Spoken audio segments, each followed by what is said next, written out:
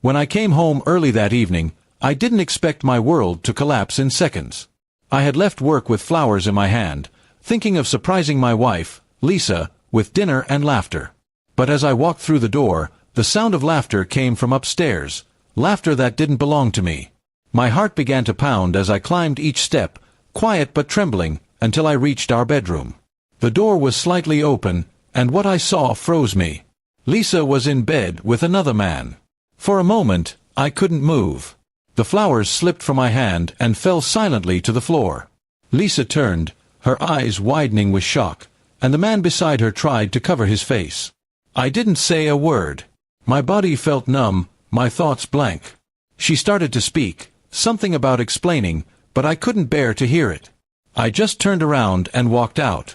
My heart felt like it had been ripped out of my chest. Outside, the air was cold, but I barely noticed it. I sat in my car for a long time, staring at nothing.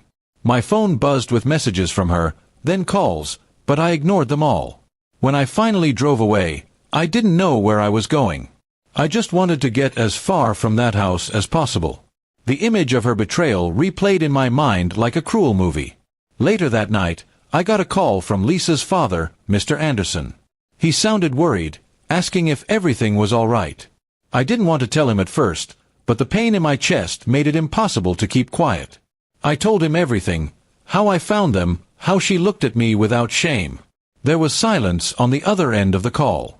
Then, in a trembling voice, he asked me to come over to their house. When I arrived, Lisa was already there, sitting on the couch, her face buried in her hands.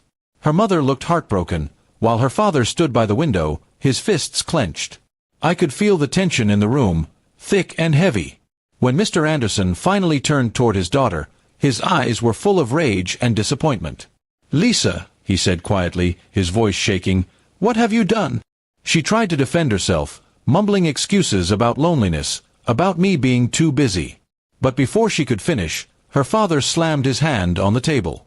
"Don't you dare blame him," he shouted. "You had a man who loved you, who treated you with respect. And you threw it all away for what? A moment of weakness." The room went silent. Lisa started crying, but her father's anger didn't soften. "You've disgraced yourself, and you've broken a man who did nothing but love you," he said. "If your mother and I raised you to be this unfaithful, then we've failed." His words cut through the air like a knife. Even I couldn't hold back my tears then. I never expected him to defend me so fiercely. Lisa tried to reach out to me, her voice trembling. "Mark, please, I made a mistake." But I stepped back. "No, Lisa," I said quietly, "you didn't make a mistake, you made a choice." Her father looked at me, his expression full of guilt and sorrow. "Son," he said, "you don't deserve this pain. You don't have to forgive her. Not now, not ever." For the first time, I saw Lisa's father cry. He turned away, covering his face, whispering that he was ashamed of his own daughter. The weight of that moment hit everyone in the room. Lisa's mother broke down, and I could feel my heart shattering again, not just for myself, but for the family that had just been torn apart. After a long silence, Mr. Anderson turned back to me. "You should leave her," he said firmly. "Don't let her destroy more of your peace. She's made her choice, and now she must live with it." His words were hard to hear, but deep inside, I knew he was right. I nodded slowly, tears streaming down my face.